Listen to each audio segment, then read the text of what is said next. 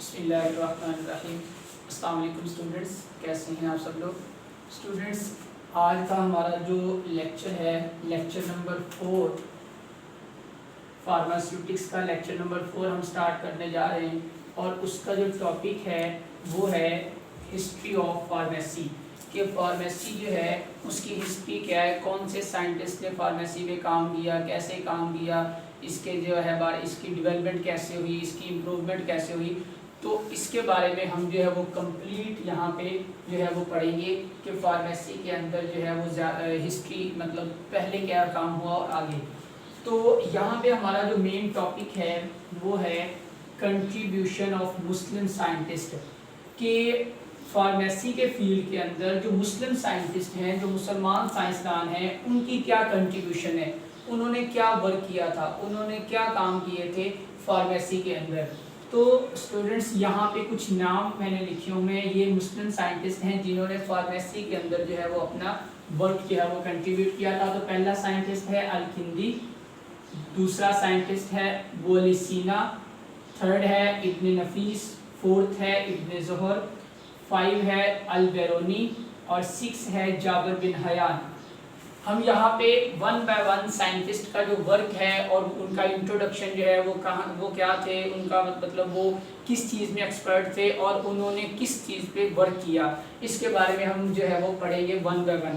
तो आज हम 2 साइंटिस्ट को जो है वो स्टडी करने जा रहे हैं, एक है अल-किंदी और एक है इब्न नफीस। तो पहला साइंटिस्ट है अल-किंदी, इसकी जो बर्थ है वो 801 ईस्वी में हुई थी और डेथ जो है वो 873 में इसकी जो है वो डेथ हो गई थी। 72 इयर्स जो है इसने जो है वो अपनी ज़िंदगी का वक्त गुजारा था और उसके बाद उसकी और इसने अपने लाइफ के अंदर क्या क्या काम किए थे उसमें हम स्टडी करते हैं। तो ये जो था मुस्लिम फिलोसफर था, फिलोसफी पे का मतलब इस्लामिक पॉइंट ऑफ व्यू से फिलोसफर था और फिलोसफी पे ये मतलब स्टडी करता था। उसके बाद ये साइंटिस्ट था, उसके बाद ये फिजिशियन था। फिजिशियन आप इसको कह सकते हैं, तो जैसे हम सिंपल वर्ड में कहते हैं तबीब या डॉक्टर, ठीक है, जो पेशेंट को चेक करते हैं, पता लगाते हैं डिजीजेस वगैरह क्या हैं, तो फिजिशियन था। उसके अलावा ये साइकोलॉजिस्ट था। साइकोलॉजिस्ट मीन माहिर नफ्सियात। माहिर नफ्सियात का मतलब है कि जो नफ्सियाती तौर पर मरीज होते थे उनका इलाज करते थे, ठीक है, तो ये साइकोलॉजिस्ट था। अब हम इसके जो है वो रोल देखते हैं कि इसने काम क्या किया था, इसका क्या रोल था। तो इसने played role in development of many sciences. बहुत सारी ऐसी साइंसेस थी जिसमें इसने अपना रोल प्ले किया। वो साइंसेस कौन सी थी? Pharmaceutical chemistry. स्टूडेंट्स याद रखो, केमिस्ट्री की बहुत ज़्यादा ब्रांचेज हैं। ऑर्गेनिक केमिस्ट्री है, इनऑर्गेनिक केमिस्ट्री है, उसके अलावा जो है वो एनालिटिकल केमिस्ट्री है, उसके अलावा जो है वो बायोकेमिस्ट्री है। हर केमिस्ट्री आगे डिफरेंट फील्ड में, फूड केमिस्ट्री, फूड जो है वो इंडस्ट्री के अंदर जो है वो जाती है। उसके अलावा टेक्सटाइल केमिस्ट्री, टेक्सटाइल इंडस्ट्री के अंदर जो है वो केमिस्ट्री का बहुत बड़ा जो है वो काम होता है। तो फार्मास्यूटिकल केमिस्ट्री मीन ऐसी केमिस्ट्री जो मेडिसिन बनाने के लिए इस्तेमाल होगी, उसको हम कहेंगे फार्मास्यूटिकल केमिस्ट्री। तो इसने फार्मास्यूटिकल केमिस्ट्री की डेवलपमेंट में भी काम किया था कि कौन से केमिकल्स जो हैं वो मेडिसिन के अंदर यूज होते हैं, उनका रिएक्शन क्या होता है, उनके इफेक्ट्स क्या होते हैं।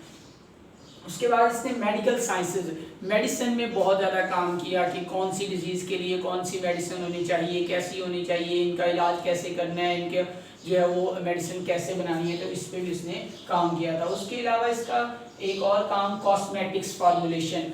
कॉस्मेटिक्स मतलब लोशंस वगैरह, क्रीम्स वगैरह जो हैं उनको बनाने का फार्मूलेशन, मतलब फार्मूलेशन होता है बनाने का तरीका, कैसे बनाया जा सकता है, उसके बारे में इसने बहुत ज़्यादा वर्क किया। तो कॉस्मेटिक्स पे भी इसका काम है। अब नोटेबल वर्क जो है इसका, मतलब जो आज हमें जिसका फ़ायदा हो रहा है या जिन कामों की वजह से आज जो है वो पूरी मतलब मैनकाइंड, पूरी इंसानियत को फ़ायदा हो रहा है, तो वो कौन से हैं? Use music for treatment of psychological problem. First time इसने जो है वो इंट्रोड्यूस करवाया था कि अगर कोई पर्सन जो है वो साइकोलॉजिकली जो है वो अगर वो उसको प्रॉब्लम का शिकार है या नफ्सियाती मरीज है, कोई भी उसको प्रॉब्लम है साइकोलॉजिकली, तो उसका इलाज जो है वो म्यूज़िक के ज़रिए, मौसीकी के ज़रिए जो है वो किया जा सकता है। तो इसने फर्स्ट टाइम ये बात जो है वो इंट्रोड्यूस करवाई थी। उसके बाद इसने डिस्क्राइब किए थे प्रोसेसेस, कुछ 3-4 प्रोसेस इसने डिस्क्राइब किए थे। वो कौन से प्रोसेस थे उनको हम देखते हैं। पहला प्रोसेस ये कि आइसोलेशन ऑफ अल्कोहल। अल्कोहल जो है ये एक मतलब ऑर्गेनिक कंपाउंड है। बेसिकली इसका जो फंक्शनल ग्रुप होता है वो होता है OH, ठीक है। तो OH और R, अब ये जो R है ये बेसिकली अल्काइल रेडिकल है, ठीक है, इसमें कार्बन की तादाद होती है। तो इस अब उस अल्कोहल को आपने प्योर में कन्वर्ट कैसे करना है, तो इसने बताया था कि अगर आपके पास अगर अल्कोहल है उसके अंदर इम्प्योरिटीज वगैरह हैं या उसके अंदर दूसरे कंपाउंड्स हैं, तो आपने उसको जो है वो प्योर वाइन में कैसे कन्वर्ट करना है वो इसने बताया था। उसके बाद है कॉस्मेटिक्स फार्मूलेशन। कॉस्मेटिक्स जितनी भी टाइप्स की हैं उनकी फार्मूलेशन के बारे में, उनकी फार्मूलेशन के प्रोसेसेस, टेक्निक्स वगैरह कैसे तैयार की जाती हैं वो इसने डिस्क्राइब की थी। उसके अलावा बहुत इंपॉर्टेंट जो है वो डिजीज़ एपिलेप्सी, जिसको मिर्गी कहते हैं, इसके बारे में भी इसने काफ़ी कुछ बताया था, सिम्टम्स वगैरह उसका क्या होता है उसमें और उसके इलाज के लिए, ठीक है।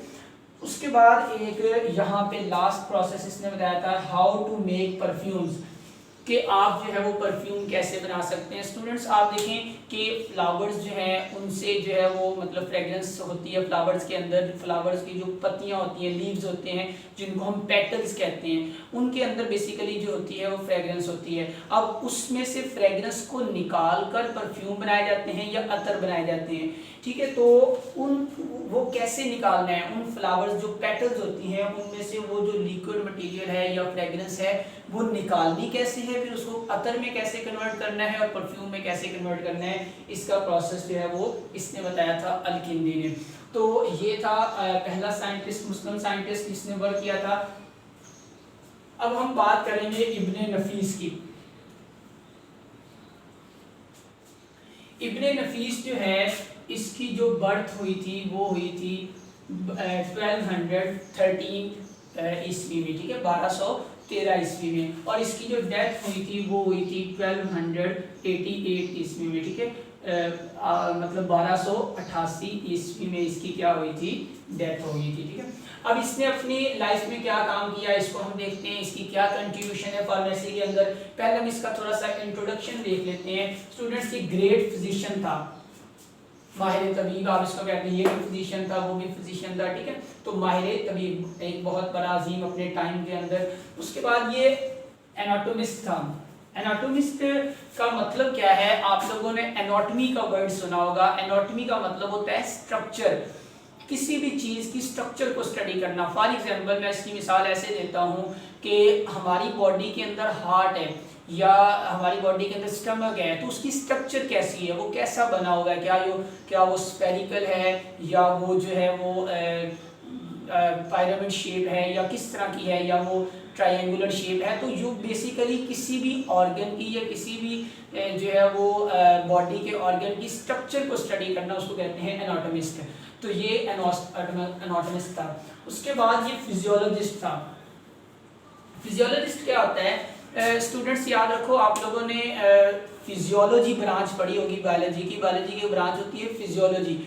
उसका मतलब होता है to study the function of different organs.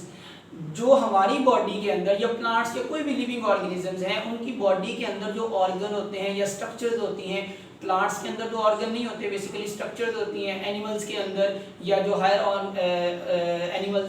Animals जिसको हम कह सकते हैं या ह्यूमन बीइंग, उनके अंदर जो है वो होते हैं ऑर्गन्स। अब उन ऑर्गन्स का फंक्शन क्या होता है कि वो काम कैसे करते हैं। अब आप देखें कि फॉर एग्जांपल हमारी बॉडी के अंदर हार्ट है तो वो ब्लड को पंप करता है, ठीक है। अब ये इसका फंक्शन है, तो फंक्शन को स्टडी करने वाला जो होगा उसको हम कहेंगे फिजियोलॉजिस्ट, ठीक है। उसके बाद ये था फार्माकोलॉजिस्ट। नाम फार्मा का, हम फार्मेसी टेक्नीशियन की ही बात कर रहे हैं, फार्मास्यूटिक्स ही पढ़ रहे हैं। तो फार्मा का वर्ड मैंने आप लोगों को बताया था, उसका मीनिंग मैंने आपको बताया था ड्रग्स या मेडिसिन। तो फार्माकोलॉजिस्ट ऐसा पर्सन जो मेडिसिन के बारे में स्टडी करेगा, न्यू मेडिसिन जो है वो सेंसिस करेगा, उसके डेवलपमेंट के लिए वर्क करेगा, उसकी इंप्रूवमेंट के लिए वर्क करेगा। तो ये बेसिकली फार्माकोलॉजिस्ट भी था, मतलब इसने ये ड्रग्स बनाने के अंदर भी इसका बहुत बड़ा रोल था। उसके अलावा ये इस्लामिक स्कॉलर भी था, ठीक है। इस्लामिक, क्योंकि मुस्लिम साइंटिस्ट है तो इस्लामिक स्कॉलर मतलब इस्लामिक पॉइंट ऑफ व्यू से भी चीज़ों को जो है वो जो है वो एक्सप्लेन करता था। अब इसका नोटेबल वर्क क्या है, इसने क्या काम किया था फार्मेसी के अंदर जो आज हमें फायदा दे रहा है। तो इसका ये फर्स्ट पर्सन था, स्टूडेंट आप लोगों ने याद रखना है, ये फर्स्ट पर्सन था जिसने डिस्क्राइब किया था पल्मोनरी सर्कुलेशन के बारे में।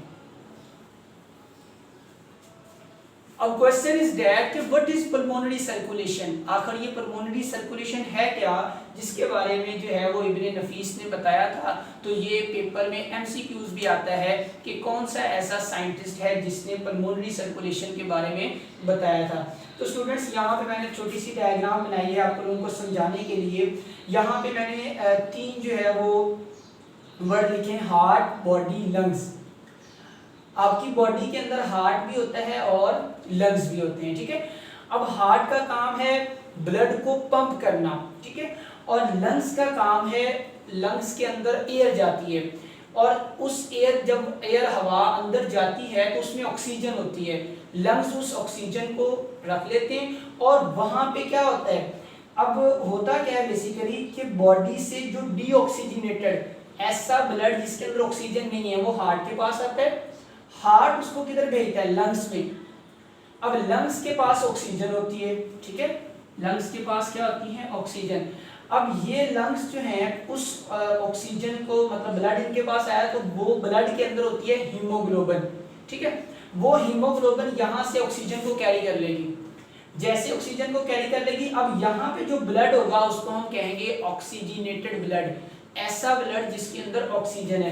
अब ये ब्लड दोबारा जो है वो हार्ट में जाएगा, तो ये जो हार्ट से लंग्स में और लंग्स से हार्ट में जा रहा है इसको कहते हैं पल्मोनरी सर्कुलेशन। बेसिकली दो तरह की सर्कुलेशन होती है, पल्मोनरी और सिस्टमैटिक। पल्मोनरी ये है और सिस्टमैटिक वो है जिसमें बॉडी से हार्ट और हार्ट फिर दोबारा बॉडी में ट्रांसफर। अब ये देखिए, जब लंग्स से ऑक्सीजनेटेड ब्लड हार्ट में जाएगा, अब हार्ट के पास ऐसा ब्लड है जिसके अंदर ऑक्सीजन है और ऑक्सीजन आपकी बॉडी के हर सेल को चाहिए, तो यहाँ से हार्ट जो है वो ब्लड को पूरी बॉडी में जो है वो पंप कर देगा, ये पंप कर देगा। जैसे ही पंप करेगा तो पूरी बॉडी में जो ब्लड जाएगा वो ऑक्सीजन वाला होगा, तो हर सेल को ऑक्सीजन मिल जाएगी। उस ऑक्सीजन से सेल जो है वो रिस्पायरेशन करेंगे, एनर्जी पैदा करेंगे। ये काफ़ी डिटेल प्रोसेसेस हैं, इनके ऊपर भी हम बात करेंगे। अभी फिलहाल आप लोगों को समझाना ये था कि व्हाट इज पल्मोनरी सर्कुलेशन। उसके बाद इसने वर्क किया था, क्योंकि ये एनाटोमिस्ट भी था और फिजियोलॉजिस्ट भी था, तो इसने किसको डिस्क्राइब किया, एनाटॉमी एंड फिजियोलॉजी ऑफ, इसने एनाटॉमी और फिजियोलॉजी डिस्क्राइब की किसकी, यहाँ पे वर्ड लिखे हुए हैं GIT. GIT mean gastrointestinal tract. What is gastrointestinal tract? Students याद रखो, जो आपकी बॉडी के अंदर डाइजेस्टिव सिस्टम है माउथ से लेकर एनस तक, इसको कहते हैं जीआईटी, गैस्ट्रोइंटेस्टाइनल ट्रैक्ट। माउथ है, उसमें ओरल कैविटी आ जाती है, एसोफेगस आ जाता है, स्टमक आ जाता है, स्मॉल इंटेस्टाइन है, लार्ज इंटेस्टाइन है, तो ये सारे जो हैं ऑर्गन मिलकर एक जीआईटी बनाते हैं, गैस्ट्रोइंटेस्टाइनल ट्रैक्ट। तो इसको एलिमेंट्री कैनाल भी कहते हैं, डाइजेस्टिव ट्रैक्ट भी कहते हैं। तो इसकी एनाटॉमी के बारे में कि एसोफेगस का स्ट्रक्चर क्या है, स्टमक का क्या है, स्मॉल इंटेस्टाइन का क्या है, लार्ज इंटेस्टाइन का क्या है, इनकी हम एनाटॉमी जो है वो एक फार्मेसी टेक्नीशियन की ही बुक है, एनाटॉमी एंड फिजियोलॉजी, उसके अंदर हम डिस्कस करेंगे। लेकिन अभी मैं आप लोगों को ये इब्न नफीस का काम बता रहा हूँ कि उसने ये डिस्क्राइब किया था। उसके बाद रिस्पायरेटरी सिस्टम। रिस्पायरेटरी सिस्टम क्या होता है स्टूडेंट्स? रिस्पायरेटरी सिस्टम होता है सांस लेने का अमल, ठीक है, जो नॉस्ट्रल्स के जरिए, फिर लेरिंग्स में, फिर फेरिंग्स में, उसके बाद ट्रेकिया, फिर ब्रोंकाई, फिर ब्रोंक्यूल्स, तो वहां से होता हुआ लंग्स तक एयर जाती है, फिर लंग्स से बाहर आती है, ठीक है, कार्बन डाइऑक्साइड बाहर निकलती है, तो ये रिस्पायरेटरी सिस्टम होता है। इसकी भी स्ट्रक्चर और फंक्शन के बारे में इब्न नफीस ने डिस्क्राइब किया था। उसके बाद है यूरिनरी सिस्टम। यूरिनरी सिस्टम वो होता है जो आपकी बॉडी के अंदर यूरिन बनाता है, जिसमें किडनी है, यूरेटर है, यूरिनरी ब्लैडर है और यूरेथ्रा है, तो ये इसको कहते हैं यूरिनरी सिस्टम। इनकी स्ट्रक्चर्स के बारे में, इनके फंक्शंस के बारे में, ये क्या कैसे काम करते हैं, इसके बारे में भी इसने डिस्क्राइब किया था। मैं फिर आप लोगों को बता रहा हूँ कि इन सिस्टम्स के बारे में, इनकी कंप्लीट एनाटॉमी और इनकी फिजियोलॉजी जो है वो हम एनाटॉमी और फिजियोलॉजी वाली बुक में पढ़ेंगे। उसके बाद जेनिटल सिस्टम, इसने जेनिटल सिस्टम के बारे में भी जो है वो उसकी भी एनाटॉमी और फिजियोलॉजी के बारे में डिस्कस किया था। बेसिकली जेनिटल सिस्टम होता है ह्यूमन बॉडी के अंदर जो रिप्रोडक्टिव सिस्टम होता है उसको कहते हैं, तो उसके बारे में भी इसने डिस्क्राइब किया था। तो ये एक अच्छा वर्क था कि डेफिनेटली जब किसी सिस्टम की एनाटॉमी का पता चल जाता है या फंक्शन का पता चल जाता है तो उसके अंदर होने वाली डिजीजेस कौन सी हैं, कौन से जो है वो मतलब ऑर्गन कहाँ से कैसे जो है वो उसमें प्रॉब्लम क्रिएट हुई और डिजीज पैदा हुई, फिर उसका इलाज करना पॉसिबल हो जाता है। तो उसके बाद क्योंकि इसने पल्मोनरी सर्कुलेशन को डिस्क्राइब किया था तो स्टूडेंट्स इसने पल्स रेट के बारे में बताया था कि पल्स रेट क्या होता है, ठीक है, नब्ज की जो रफ्तार होती है वो क्या होता है। उसके अलावा इसने डेवलपमेंट ऑफ 100 ड्रग्स, 100 से ज़्यादा ड्रग्स की इसने जो है वो डेवलपमेंट की थी, मुख्तलिफ डिजीज़ के लिए इस्तेमाल होने वाले जो ड्रग्स थी उसके बारे में इसने डेवलपमेंट की, इम्प्रूवमेंट की और उसके बारे में बताया।